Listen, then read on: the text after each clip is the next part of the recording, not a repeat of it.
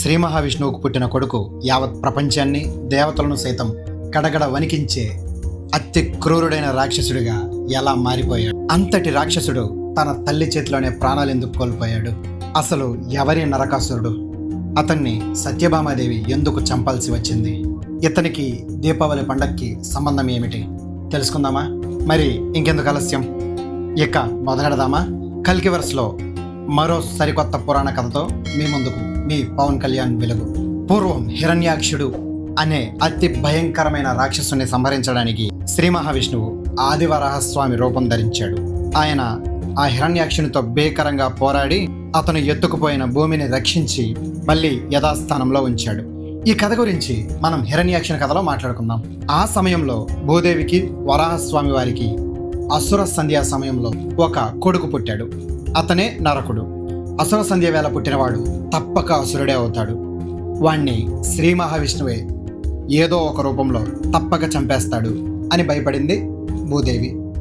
ఆ భయంతోనే భూదేవి శ్రీ మహావిష్ణువును ప్రార్థించి ఈ విధంగా కోరుకుంది: స్వామి, ఎలాంటి పరిస్థితిలో కూడా మీరు మన ఈ కొడుకును సంహరించరాదు అని కోరింది. అప్పుడు ఆ వరాహమూర్తి ఈ విధంగా చెప్పాడు: దేవి, నీ కొడుక్కి నీ చేతిలో తప్ప ఇతర ఏ జీవి చేతిలోనూ కూడా మరణం సంభవించదు అని వరం ప్రసాదించాడు.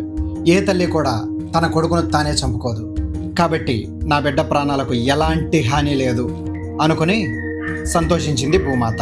భూదేవి ఆ నరకుణ్ణి జనక మహారాజుకు ఇచ్చి పెంచమని చెప్పింది అని కొన్ని పురాణాలు చెప్తూ ఉన్నాయి.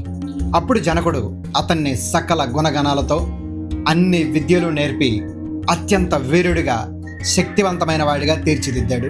పెద్దయ్యాక నరకుడు కామాఖ్య నగరాన్ని రాజధానిగా చేసుకొని ప్రాగ్జ్యోతిషపురాన్ని జనరంజకంగా పాలిస్తూ ఉండేవాడు. ఇతను కామాఖ్య అమ్మవారిని కన్న తల్లిగా భావిస్తూ పూజిస్తూ ఉండేవాడు. కామాఖ్యాదేవి కృపతో అతను ఎన్నో అద్భుతమైన అతి శక్తివంతమైన వరాలు పొందాడు.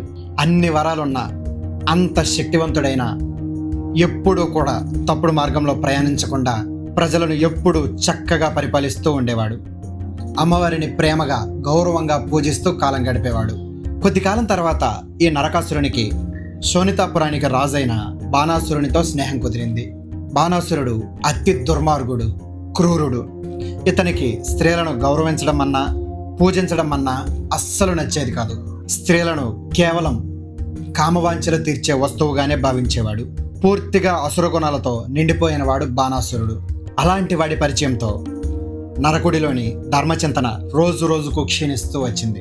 ఆఖరికి అప్పటి వరకు అతని లోపలే దాగి ఉన్న అసురుడు నిద్రలేచాడు. నరకుడు అతి క్రూరుడు, పరమ దుర్మార్గుడు అయిన నరకాసురుడిగా మారిపోయాడు. ఒక్క దుర్మార్గుని స్నేహం, ఒక్క చెడు సావాసం ఏళ్లపాటు పెంచిన జనకుని ధర్మచింతనను నాశనం చేసింది. నరకుణ్ణి క్రూరుడిగా మార్చేసింది. అప్పటి నుండి నరకాసురుడు పరమ దుర్మార్గుడిగా మారిపోయాడు. కనపడ్డ ప్రతి స్త్రీని చెడు దృష్టితోనే చూసేవాడు.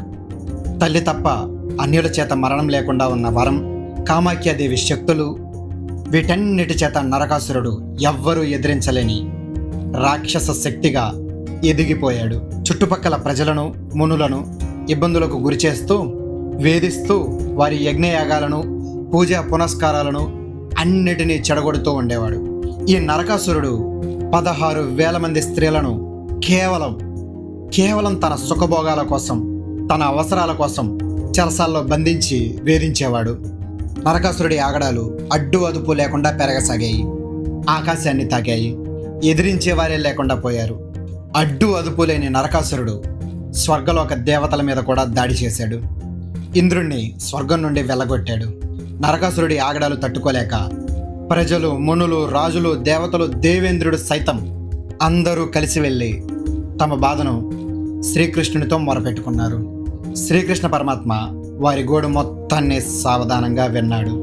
నరకుడి వినాశనం దగ్గర పడింది అని నిర్ణయించుకొని శ్రీకృష్ణుడు తన కర్తవ్యానికి, ధర్మస్థాపనకు సిద్ధమయ్యాడు. సత్యభామ సమేతంగా నరకాసురుడి మీదకి యుద్ధానికి బయలుదేరాడు. సత్యభామ సమేతంగానే ఎందుకు వెళ్ళాడు అంటే, కృష్ణుడు ఒంటరిగా వెళ్ళలేక కాదు. శ్రీకృష్ణునికి తెలుసు, తన చేతిలో కానీ ఇతర ఏ విష్ణు అంశం చేతిలో కానీ నరకాసురునికి మరణం లేకుండా తన పూర్వ అవతారమైన వరాహ రూపంలో తానే వరమిచ్చానని, అంతేకాకుండా ఈ నరకాసురునికి అతని తల్లి చేతుల మీదుగా మాత్రమే మరణం సంభవిస్తుంది అని, ఇంకా ఈ సత్యభామాదేవియే భూదేవి యొక్క అవతారమని ఇన్ని తెలిసిన శ్రీకృష్ణుడు నరకాసురునితో యుద్ధానికి వెళ్ళాడు.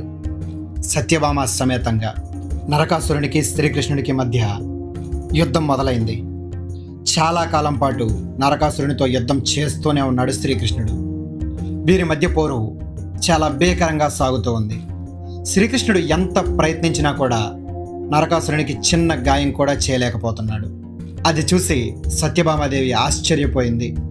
ఆఖరికి నరకాసురుడు వేసిన ఒక బాణం శ్రీకృష్ణుని తాకింది. దాని దెబ్బకు మూర్ఛపోయినట్టు నటించాడు కృష్ణుడు. తన కళ్ళ ముందే భర్త మూర్ఛపోవడం చూసిన సత్యభామ కోపంతో రగిలిపోయింది. క్షణకాలంలో భర్త చేతిలోని విల్లు బాణం తీసుకొని అపర భద్రకాళిలాగా మారిపోయింది. నరకాసురునితో యుద్ధానికి ముందుకు దూకింది. విల్లుకు బాణం తగిలించి వింటినారిని బలంగా లాగి నరకాసురుని మీదకు బాణం వదిలింది సత్యభామ. శ్రీకృష్ణుడితో అంత భారీ యుద్ధం చేసిన నరకాసురుడు ఆశ్వయుజ బహుళ చతుర్దశి నాడు సత్యభామాదేవి సంధించిన ఒక్క బాణంతో ప్రాణం వదిలాడు. అలా సత్యభామాదేవి లోకాలకు వెలుగులు పంచింది. నరకుడు చనిపోయిన కారణంగా ఈ చతుర్దశిని నరక చతుర్దశి అని కూడా పిలుస్తారు. నరకాసురుణ్ణి వధించిన ఆ ఒక్క బాణం, ఆ బాణం అది అసురుణ్ణి కాదు, సృష్టి మొత్తాన్ని కమ్మిన చీకటిని సర్వనాశనం చేసింది. లోకంలో మళ్ళీ వెలుగును నింపింది. అందుకే నరకుడు చనిపోయిన తరువాత రోజును ప్రజలందరూ తమ తమ ఇళ్లను దీపాలతో అలంకరించి దీపావళి పండుగ చేసుకున్నారు. ఇది కేవలం పండుగ కాదు, అధర్మాన్ని ధర్మం గెలిచిన యుద్ధం, సంబరం, శ్రీకృష్ణ పరమాత్మ సంభవం, నరకాసురుడి సంహారం. యుద్ధం తర్వాత మూర్ఛ నుండి మేల్కొన్న శ్రీకృష్ణుడు నరకాసురుడి చెరసాలలో బందీలుగా ఉన్న 16,000 మంది స్త్రీలకు సమాజంలో గౌరవం, స్థానం కల్పించాలి అని వారందరినీ వివాహం చేసుకున్నాడు. కేవలం వారి గౌరవం కోసం మాత్రమే. అప్పటి నుండి శ్రీకృష్ణునికి 16,000 మంది భార్యలు అనేది ప్రచారంలోకి వచ్చింది. ఈ నరకుడి కథ కేవలం ఒక రాక్షస చరిత్ర కాదు, మనిషిలోని మంచి చెడుల మధ్య జరిగే యుద్ధం, నిరంతరం సాగే ఒక పెను యుద్ధం.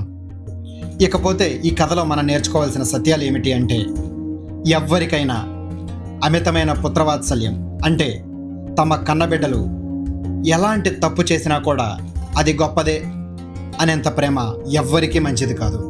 చెడు సావాసం ఎంతటి గొప్పవారినైనా సరే సర్వనాశనం చేస్తుంది. స్త్రీని అవమానిస్తే సాక్షాత్తు శ్రీ మహావిష్ణువు కొడుకే అయినా వినాశనం తప్పదు. భగవంతుని బిడ్డలకే తప్పలేదు, మనమెంత. కాబట్టి జాగ్రత్త. ఇదే నరకుడి కథ, నరకాసురుడి వధ. వీడియో నచ్చితే లైక్ చేయండి, మీ ఫ్రెండ్స్కి షేర్ చేయండి. నరకాసుర వధ ఈ కథలో మీకు బాగా నచ్చిన ఎలిమెంట్ ఏదో కామెంట్ చేయండి.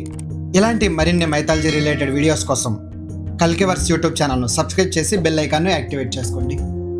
జై శ్రీకృష్ణ.